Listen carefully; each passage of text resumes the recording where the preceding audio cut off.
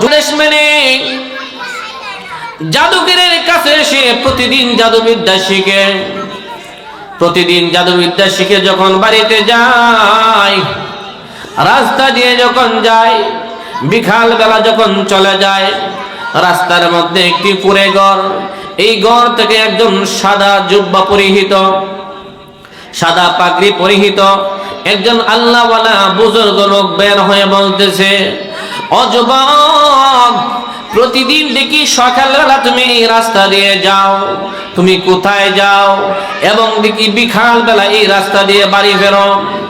এই যুবক, তুমি কোথায় যাও? এমনিতে এই যুবক ডাক দিয়ে বলে, আমি প্রতিদিন এই রাস্তা দিয়ে সকালবেলা বাদশার দরবারে যাই, বাদশার দরবারে গিয়ে আমি জাদুবিদ্যা শিখি, আমি জ্যোতিষীর কাছে গিয়ে জাদু মন্ত্র শিখি। ও মুরব্বী, ও দরবেশ বাবাজি, বলুন আমাকে কি বলবেন? এমনিতেই আল্লাহওয়ালা বলতেছেন, ও যুবক, প্রতিদিন তুমি বাদশার কাছে গিয়ে জাদুবিদ্যা শিখো, জ্যোতিষীর কাছে গিয়ে জাদুবিদ্যা শিখো। যুবক রে, এই জ্যোতিষী জাদুবিদ্যার মাধ্যমে তুমি কি উপকৃত হও? এর চাইতে আরো দামি একটা বাক্য, এর চাইতে দামি একটা কালেমা আমি তোমাকে শিক্ষা দিব, যে কালেমাটা জ্যোতিষীর জাদুবিদ্যা সে আরো বহুত দামি। এমনিতে যুবক ডাক দিয়ে বলেন, ও বাবাজি, জ্যোতিষীর জাদুবিদ্যার চেয়ে যদি আরো দামি কোনো জিনিস থাকে তাহলে তাড়াতাড়ি আমাকে শিক্ষা দেন, কারণ আমি একটা দামি জিনিস শিখতে চাই। আর দামি জিনিস শিক্ষা করার জন্য আমি প্রতিদিন বাদশার দরবারে যাই। এমনিতে এই আল্লাহর ওলি বুজুর্গ এই যুবককে শিক্ষা দিয়ে দিল, বলো লা ইলাহা ইল্লাল্লাহু মুহাম্মাদুর রাসূলুল্লাহ। এই যুবক, প্রতিদিন ওই বাদশার দরবারে গিয়ে তুমি যে জাদুবিদ্যা শিখো, আমি যে কালেমা তোমাকে শিক্ষা দিলাম, এই কালেমা এই জ্যোতিষীর জাদুবিদ্যার চেয়ে আরো বড় শক্তিশালী। তুমি বলো এক আল্লাহর উপর ঈমান আনো, এই সমস্ত জ্যোতিষীর জাদুবিদ্যা বাদ দাও, এই বাদশার উপর ঈমান আনা ছেড়ে দাও, এক আল্লাহর প্রতি ঈমান আনো। জানে রাখো, এই পৃথিবীর বুকে একজন আল্লাহ আছে, যিনি আমাদের খালিক, যিনি আমাদের মালিক, যিনি আমাদেরকে সৃষ্টি করেছেন, যিনি এই জ্যোতিষীকেও বানাইয়াছেন, যিনি এই বাদশাহের বাদশাহী দান করিয়াছেন, ওই বাদশার বাদশাহ হলো আমাদের মহান আল্লাহ। এমনিতে যুবক ডাক দিয়ে বলে, তাহলে আমি কালেমা শিখলাম, শিখার পর যখন বাড়িতে যাই, বাড়িতে যাওয়ার পরে মা জিজ্ঞাসা করে, বাবারে, প্রতিদিন তুই সকাল সকাল বাড়ি ফিরিস, আজকে দেরি হইল কেন? বলতেছে, মা গো, রাস্তা দিয়ে যখন আসি একজন আল্লাহওয়ালা বুজুর্গ আমাকে দাঁড় করাইলো এবং আমাকে একটা কালেমা শিক্ষা দিল, একটা বাক্য শিক্ষা দিল। বলতেছে, গো মা, এই বাক্যটা এমন দামি, এমন পাওয়ার, বাদশার জ্যোতিষীর জাদুবিদ্যার চেয়েও আরো অনেক শক্তিশালী এই বিদ্যা। এমনিতেই তার মা ডাক দেও না, বাবা, তুই যেই বুজুর্গের কাছ থেকে কালেমা শিখেছিস, এই কবর যদি বাদশা জানে তাহলে তোর গর্দান থেকে মাথা আলাদা করে দেবে। না গো মা, না, আমি বাদশার কাছে এই কথা বলবো না। এইভাবে প্রতিদিন বাদশার দরবারে যায়, একদিক দিয়া জাদুবিদ্যা শিখে, অপর দিক দিয়া এই আল্লাহওয়ালার কাছে এসে কালেমা শিখে। সুবহানাল্লাহ। এখানে শেষ নয়, এই যুবক প্রতিদিন এইভাবে কালেমা শিখে আল্লাহকে চিনি, আল্লাহর উপর ঈমান এনে তার ঈমানকে মজবুত করে ফেলেছে। হঠাৎ করে যখন একদিন বাদশার দরবার থেকে ফিরে রাস্তার মধ্যে গিয়ে দেখে অনেক ভিড়, হাজার হাজার মানুষ সমবেত হয়েছে। এই যুবক এখানে যায়, গিয়া বলে, ও বাবাজিরা, এখানে এত মানুষের জমায়েত কেন? এমনিতে ডাক দিয়ে বলে, এখানে এত মানুষের জমায়েত হলো, এই রাস্তা দিয়ে মানুষ ওই বাজারের হাট বাজারে যায়, বাজার সদাই করে, মানুষ চলাফেরা করে, কিন্তু দেখা যায় এই রাস্তার মধ্যে একটা পাহাড় থেকে বিশাল বাঘ এসে রাস্তার মাঝখানে শুয়ে আছে, কোনোভাবে এই বাঘকে তাড়ানো যাচ্ছে না। খবর দেওয়া হলো বাদশার দরবারে, বাদশা সাহেব এই রাস্তার মধ্যে পাহাড় থেকে বিশাল বাঘ নেমে আসছে, কি করা যায়, এই বাঘকে কিভাবে সরানো যায়? বাদশা পাঠায় দিলেন সেনাবাহিনী, যাও রাস্তা থেকে এই বাঘটাকে সরায় দাও। যদি রাস্তা থেকে এই বাঘটাকে না সরাও তাহলে আমার মানুষ, আমার এলাকার মানুষ যাতায়াত করতে পারবে না। বাদশার সেনাবাহিনীর দল রাস্তার মধ্যে চলে আসলো। আসার পরে বহু চেষ্টা করার পরেও রাস্তা থেকে এই বাঘকে সরাইতে পারলো না। যখন এই বাঘকে সরাইতে পারলো না, বাদশার কাছে খবর যাওয়ার পরে বাদশা বলতেছে সেনাবাহিনী পাঠায় দিলাম এই বাঘ সরানোর জন্য, কিন্তু বাঘ সরাইতে পারলে না। এখন যাও ওই জ্যোতিষী তোমার জাদুবিদ্যা নিয়ে যাও, তোমার জাদুর মাধ্যমে হলো এই রাস্তা থেকে এই বাঘকে সরায়া দাও। এবার বাদশার জাদুঘর আসলো। বাদশার জাদুঘর আসার পরে এই বাঘকে সরানোর জন্য জাদু মন্ত্র প্রয়োগ করলো, কিন্তু না, এই বাঘকে কোনোভাবে শোনাইতে পারলো না। এই কথা শোনার পরে এই যুবক যখন শুনলো, শোনার পরে বলল দেখি আমি এই বাঘকে শোনাইতে পারি কিনা। সারা এলাকার মানুষ তুলপাড় আরম্ভ হয়ে গেল। এই রাস্তা থেকে যদি বাঘ না সরে মানুষ চলাফেরা করতে পারবে না, কি করা যায়? এই বাঘকে কিভাবে সরানো যায়? ও যুবক, শুনতেছি তুমি বাদশার দরবারে গিয়ে জাদু মন্ত্র শিখেছো, যদি পারো তোমার জাদুর মাধ্যমে হলো এই বাঘকে রাস্তা থেকে সরায়া দাও। এই যুবক বলল ঠিক আছে, আমি বাদশার দরবারে গিয়ে জাদুবিদ্যা শিখছি। বাদশার দরবারে থেকে আসার পরে রাস্তার মধ্যে আমি একজন বুজুর্গ আল্লাহ ওয়ালার কাছ থেকে আমি কালেমা শিখছি। বাদশা বলতেছে এই জাদুবিদ্যা নাকি মহা শক্তিশালী, আর ওই আল্লাহর ওলি বলতেছে আল্লাহর কালাম নাকি মহা শক্তিশালী। তাহলে আজকে প্রমাণ করব, বাদশার জাদুবিদ্যা প্রয়োগ করব, দেখবো বাঘ সরে কিনা। আর ওইদিকে ওই বুজুর্গের কাছ থেকে শিখছি কালেমা, ওই কালেমা প্রয়োগ করব, দেখবো বাঘ সরে কিনা। যদি বাদশার জাদুবিদ্যার মাধ্যমে রাস্তা থেকে যদি বাঘ সরে যায় তাহলে আমার বিশ্বাস হবে বাদশার জাদুবিদ্যাই সত্য। আর যদি এই বাদশার জাদুবিদ্যার মাধ্যমে যদি এই রাস্তা থেকে বাঘ না সরে, আমি তখন ওই বুজুর্গের কালেমা প্রয়োগ করব। আমি যদি ওই বুজুর্গের কালেমা প্রয়োগ করি, কালেমা প্রয়োগ করার পরে যদি রাস্তা থেকে বাঘ সরে যায় তাহলে আমার বিশ্বাস হবে বাদশার বাদশাহীও মিথ্যা এবং বাদশার জাদুবিদ্যা মিথ্যা। ওই বুজুর্গ আল্লাহর ওলির কথাই সত্য। জোরে কোন সুবহানাল্লাহ।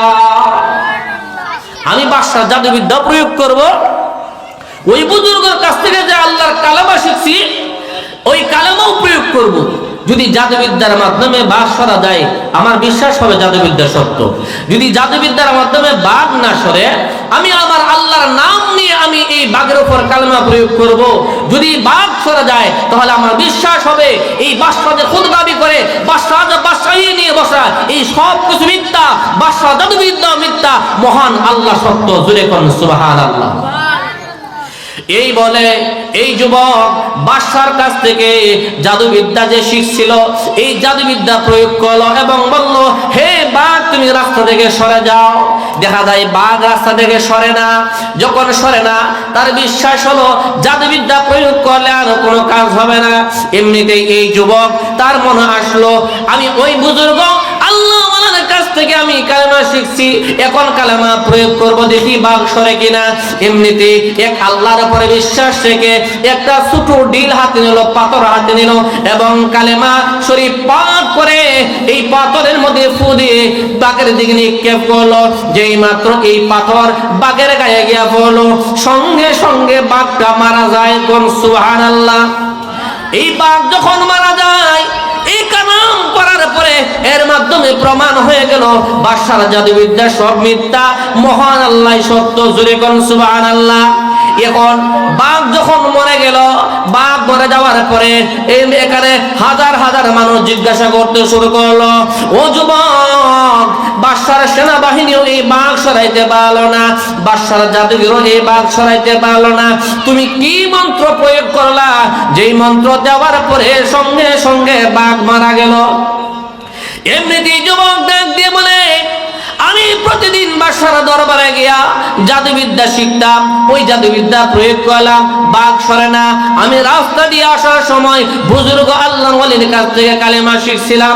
যেই মাত্র আমি আমার আল্লাহর নামে এই কালেমা পরে আমি একটা পাথর মারলাম, সঙ্গে সঙ্গে বাঘটা মারা গেল। এর দ্বারা প্রমাণ হয়ে গেল বাদশার বাদশাহী মিথ্যা, বাদশা যে আল্লাহ দাবি করতেছে এটা মিথ্যা, বাদশার জাদুবিদ্যা সব মিথ্যা, মহান আল্লাহ সত্য। সুবহানাল্লাহ, মহান আল্লাহ সত্য।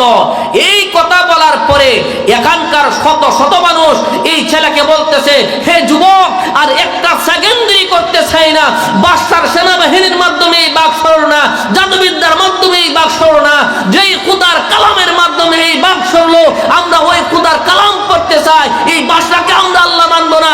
আজ থেকে আমরা তোমার হাতে হাত রাখলাম, আমরা তোমার আল্লাহর উপর ঈমান আনলাম। জোরে কোন সুবহানাল্লাহ। যেই মাত্র এই যুবকের হাতে হাত রেখে আল্লাহর উপর ঈমান আনলো, হাজার হাজার লোক এই খবর গিয়া পৌঁছলো বাদশার দরবারে। বাদশা সাহেব, আপনার এই জাদুবিদ্যা শিখছিল যে যুবক, এই যুবক একজন আল্লাহওয়ালার কাছ থেকে এক কালেমা শিখছে, যেই কালেমা দিয়া আপনার বাদশাহী সব ধ্বংস করতে চাইছে। আপনার যে মুলকিয়ত, যে বাদশাহী আছে, যে আপনি যে আল্লাহ দাবি করতেছেন, আপনি যা বলেন তাই মানার জন্য বলতেছেন, এই যুবক সব নাবুদ করে দিবে। কিভাবে? যে ওই বুজুর্গ আল্লাহর কাছ থেকে সে কি শিখছে যেন একটা বাক্য, এই বাক্য বললে যা করে তাই হয়ে যায়। সুবহানাল্লাহ। এখন এই যুবকের বুজুর্গি বাইরে গেছে গা, এই যুবকের বুজুর্গি কি করছে? বাইরে গেছে গা। যেহেতু এই যুবক এই কালেমা বিশ্বাসের সাথে পরে যখন এই বাঘেরে মারছে, বাঘ মারা গেছে, এখন তার বুজুর্গি এমন ভাবে বাড়ছে, এখন সারা মানুষ তার কাছে আসে একটু পানি ভরার জন্য, একটু তেল ভরার জন্য, বেমার হইলে আসে আমাকে একটা ফু দিয়ে দিও, কেউ কানা থাকলে আসে আমার চোখটা একটু বালা করে দিও। জুড়ে কন্যা সুবহানাল্লাহ।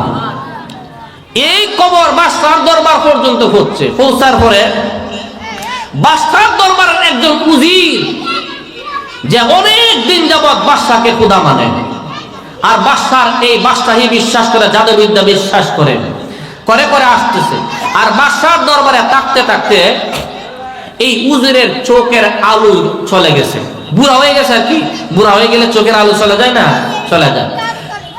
অনেক চিকিৎসা করার পরও, জাদুবিদ্যা প্রয়োগ করার পরও এই উজিরের চোখের আলো আর ফিরে পাইছে না। এই উজিরে যখন এই খবর শুনছে যে এই বাদশার দরবারে যে যুবক ছিল, এই যুবকে এই বাদশার জাদুবিদ্যার সে আরো কি মহা শক্তিশালী এক বিদ্যা শিখছে এক বুজুর্গ আল্লাহওয়ালার কাছ থেকে, এই বিদ্যা পরে ফু দিলে মানুষের অন্ধ চোখ বালা হয়ে যায়। এই উজিরে এই কথা শোনার পরে সেও মনে মনে ভাবতেছে যে আমি যদি সুযোগ পাই একদিন এই যুবকের কাছে যাব, গিয়া দেখবো আমার চোখ ভালো হয় কিনা। যদি এই যুবকের মাধ্যমে আমার চোখ ভালো হয়ে যায়, আমার মধ্যে প্রমাণ হয়ে যাবে, আমার বিশ্বাস হবে যে এই যুবকের আল্লাহ সত্য, এই বাদশা মিথ্যা, এই বাদশার জাদুবিদ্যা সব মিথ্যা। ঠিক কিনা?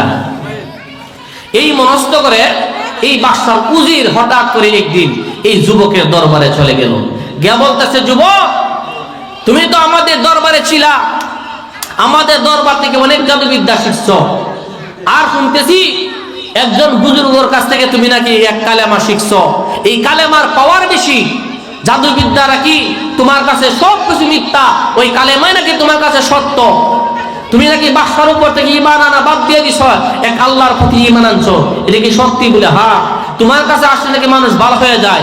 যাও, আমিও তো জীবন এই বাদশাকেই খোদা মানে আসছি, যদি তোমার কাছে আসার পরে তোমার এই বাক্যর মাধ্যমে যদি আমার চোখের আলো ফিরে পায়, তাহলে আমি এই বাদশার দরবারে ছেড়ে দেবো, এই বাদশাকে আর মানবো না, তোমার আল্লাহর উপরে আমরা ঈমান আনবো। জোরে বল সুবহানাল্লাহ।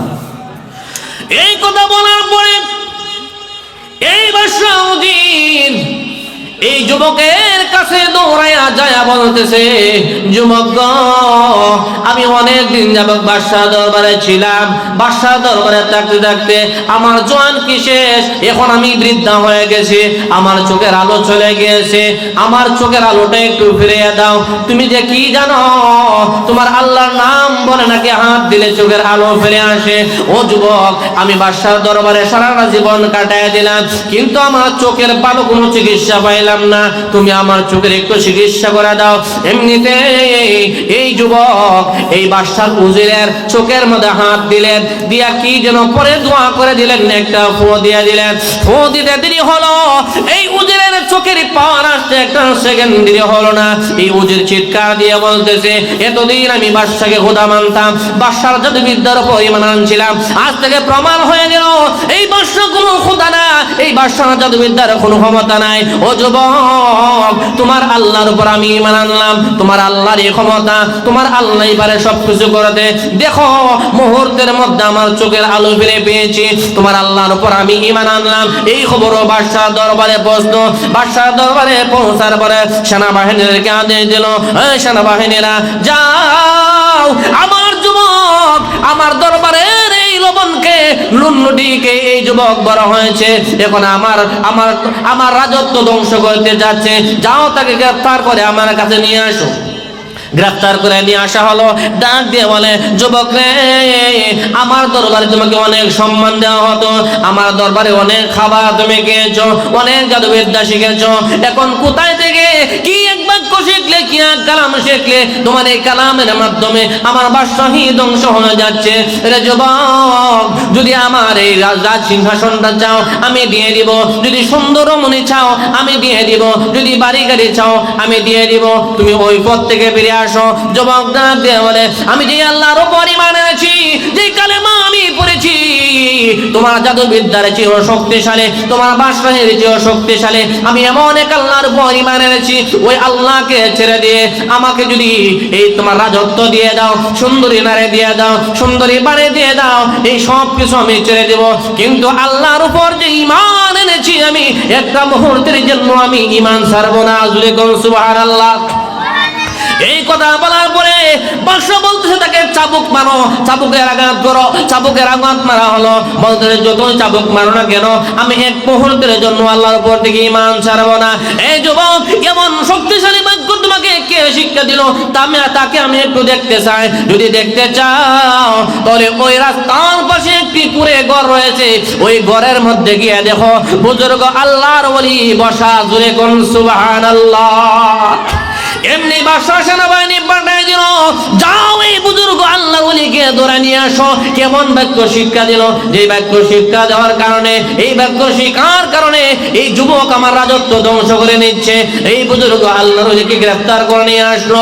বলতেছে, হে বুড়া মুরব্বী আল্লাহর ওলি, বুজুর্গ তোমার শাগিরকে বলো যেন এই মন্ত্র না পড়ে। বলতেছে, না, এটা এমন বাক্য শিক্ষা দিয়েছি যে পৃথিবী ছাড়তে পারবে কিন্তু মহান আল্লাহর পর ঈমান ছাড়তে পারবে না। সুবহানাল্লাহ।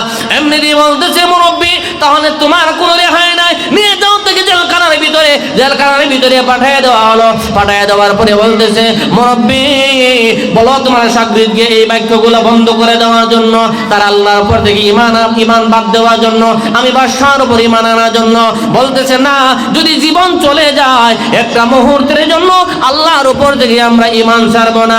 বলতেছে, হে সেনাবাহিনীর দল, যাও তাকে ফাঁসির কাস্টে নিয়ে যাও, ফাঁসিতে দিয়ে তাকে মেরে ফেলো। এই বুজুর্গ আল্লাহর ওলিকে ফাঁসিতে ঝুলাইয়া মেরে ফেললো। আর যুবককে ডাক দিয়ে বলে, এ যুবক, তোমার উস্তাদ যে বুজুর্গের কাছ থেকে তুমি মহান আল্লাহর উপর ঈমান আনছিলে, কালেমা শিখছিলে, দেখো তোমার উস্তাদকে ফাঁসির কাস্টে ঝুলাইয়া মেরে ফেলেছি। তুমি যদি আমার উপর ঈমান না আনো, মহান আল্লাহর প্রতি বিশ্বাস ছেড়ে না দাও, তাহলে তোমাকেও ফাঁসির কাস্টে ঝুলাইয়া মারবো। এমনিতেই যুবক ডাক দিয়ে বলে, বাদশা সাহেব, আমি যে মহান আল্লাহর উপর ঈমান এনেছি, আমি যে মহান আল্লাহর উপর ঈমান এনেছি, যে কালেমা আমি পড়েছি, যদি আমার দেহ থেকে প্রাণও বের হয়ে যায়, আমাকে যদি মেরেও ফেলেন, একটা মুহূর্তের জন্য এই কালেমা আমি ছাড়তে পারবো না। যদি আমার দেহ থেকে প্রাণ পাখি বের হয়ে যায়, আমাকে যদি ফাঁসির কাস্টে ঝুলাইও দেন, এরপরেও আমি মহান আল্লাহর উপর যে ঈমান আনছি, এই ঈমান আমি ছাড়বো না। জোরে কোন সুবহানাল্লাহ। এবার বাদশা রাগান্বিত হয়ে সেনাবাহিনীদেরকে ডাক দিলেন, হে সেনাবাহিনীরা, এদিকে আসো। সেনাবাহিনীর দল তার কাছে আসলো। বলতেছে, যাও, যে যুবক এমন বাক্য শিকার কারণে, আল্লাহর উপর ঈমান আনার কারণে আমার রাজ সিংহাসন সব ধ্বংস হয়ে যাচ্ছে, আমার রাজ্যের মানুষ সব তার আল্লাহর উপর ঈমান আনতেছে, যাও একে মেরে ফেলো। দাঁড়াও, তাকে এমন ভাবে মারবা যেন সে পাহাড় থেকে পড়ে তার হাত পা মাথা চূর্ণ বিচূর্ণ হয়ে যায়। এবার সেনাবাহিনীর দলেরা এই যুবককে নিয়ে যাচ্ছে পাহাড়ের দিকে।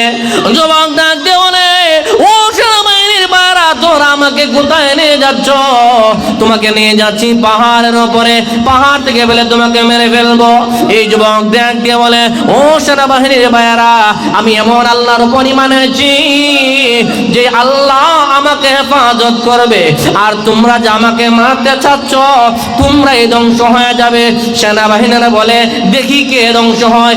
এই কথা বলে এই যুবককে পাহাড়ের উপরে নিয়ে যাওয়া হয়। পাহাড়ের উপরে নিয়ে যাওয়ার পরে বলতেছে, যুবক রে, দেখ তাকায়া অনেক উঁচু পাহাড়, নিচে অনেক গভীর গর্ত, এই পাহাড় থেকে তোকে ছেড়ে দেওয়া হবে, বল তুই আল্লাহর উপর ঈমান ছেড়ে দিয়েছিস? যুবক বলতেছে, না, এই পাহাড় থেকে যদি আমাকে ছেড়ে দাও এরপরেও আমি আল্লাহর উপর ঈমান ছাড়ব না।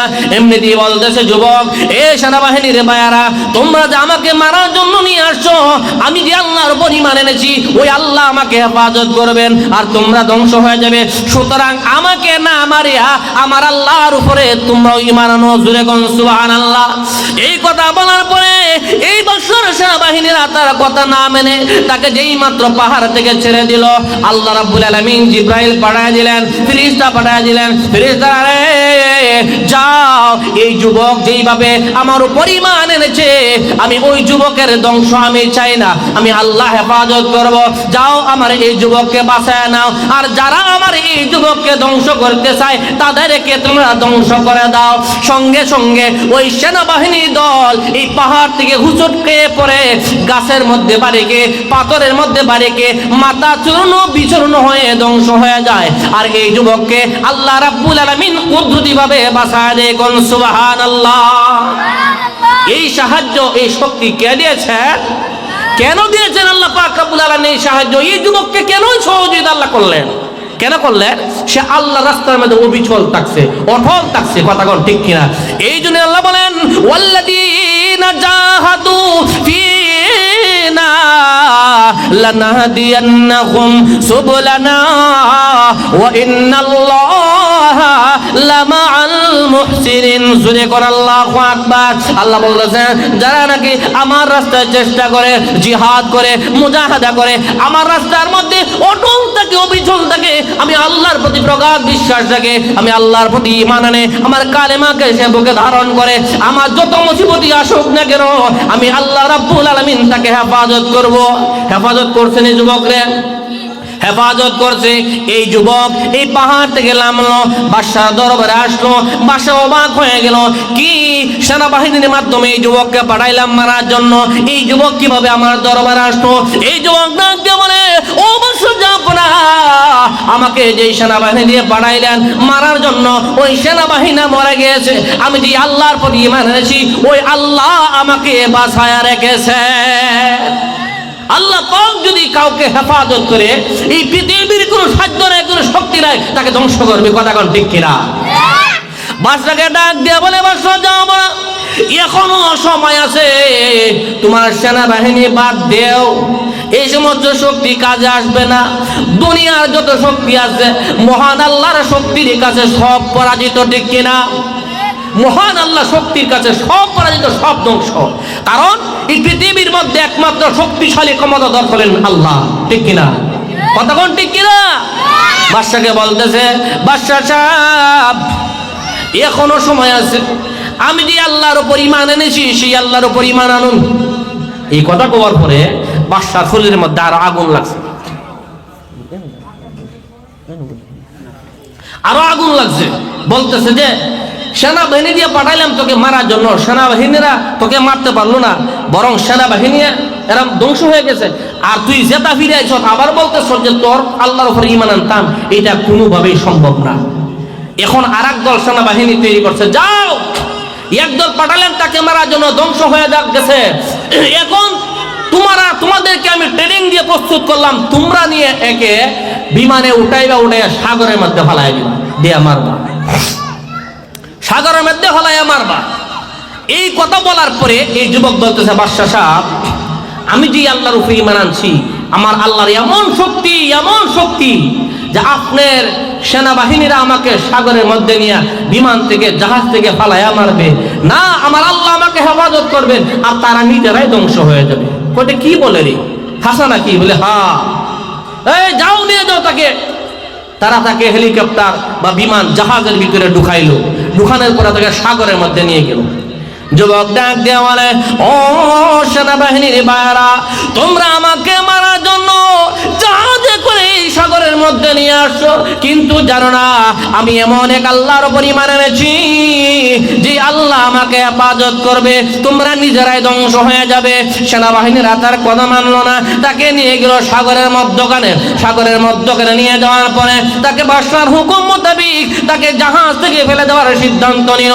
যুবক ডাক দিয়ে বলে, ও সেনাবাহিনীর ভাইরা, এই যুবকের জাহাজ থেকে যদি ফেলে দাও আমার আল্লাহ আমাকে হেফাজত করবে, তোমরা নিজেরাই ধ্বংস হয়ে যাবে। বরং তোমরা এই ধ্বংস হওয়া থেকে যদি বাঁচতে চাও তাহলে আমার আল্লাহর উপর তোমরা ঈমান আনো। সুবহানাল্লাহ। এই কথা না মেনে এই সেনাবাহিনীর দল এই যুবককে মারার জন্য জাহাজ উঠাইয়া সাগরের মধ্যখানে নিয়ে যেই মাত্র এই জাহাজ থেকে বের করে সাগরের মধ্যে নিক্ষেপ করবে, আল্লাহ রাব্বুল আলামিন কুদরতি ভাবে এই যুবককে হেফাজত করলেন আর জাহাজ সহ ওই সেনাবাহিনীর দলকে সাগরের মধ্যে ডুবাইয়া ধ্বংস করে দিলেন। কোন সুবহানাল্লাহ। এই শক্তি কার? একমাত্র আল্লাহ। আর এই যুবককে আল্লাহ পাক এই সহযোগিতা কেন করতেছেন? এই যুবক আল্লাহর উপর ঈমান আনতে মজবুত হবে আর আল্লাহর রাস্তায় আমাদের চেষ্টা, জিহাদ, মুজাহাদা সব কিছু করতেছে, এই বাদশার কাছে সে মাথা নত করে নাই। কথা কোন ঠিক কিনা? তাহলে আল্লাহ পাক রব্বুল আলামিনের উপর আমরা এমন ভাবে ঈমান আনবো যে আমাদের উপর যতই ঘূর্ণিঝড়, যতই বান্দুবান, যতই মুসিবত আসুক না কেন, এক কদমও আমরা আল্লাহর রাস্তায় থেকে সরব না। কথা কোন ঠিক কিনা? আল্লাহ পাক রব্বুল আলামিন আমাদের সবাইকে এই কথাগুলোর উপর আমল করার তৌফিক দান করুক। সকলে বলেন আমিন। ওয়া আখিরু দাওয়ানা আলহামদুলিল্লাহি রাব্বিল আলামিন।